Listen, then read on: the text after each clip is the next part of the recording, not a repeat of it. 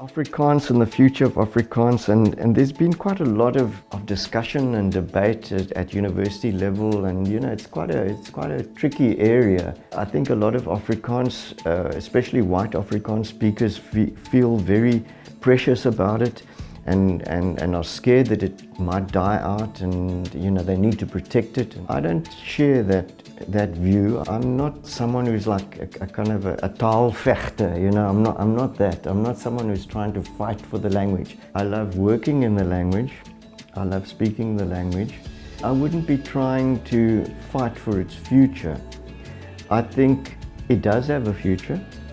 I think as long as people continue to create in the language and speak the language, it probably does have a future. If we can make people understand what the real history of Afrikaans is, then it does have a future. Afrikaans only really comes into being because of this relationship between the farm owners and the slaves that work for them. And so Dutch is changed in the mouths of the slaves, and over the generations gets taught to the young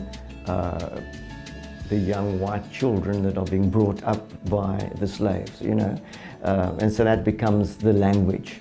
And there's a big debate even in the early 1900s, when Dutch is still the official language in South Africa, and there's there's a whole argument going on about Dutch versus Afrikaans, and you don't speak Afrikaans because it's a colored language. So this is very different to what I was taught and how we grew up in this country. And so this misconception of Afrikaans, because of the politics during the 20th century, when white nationalism starts to use the language as a glue and as a sort of a cultural force which they claim as their own, and then eliminate all other contributions. We start to get this idea that Afrikaans is a white man's language, and obviously many white people in South Africa speak it, but actually more black and colored people speak Afrikaans in South Africa.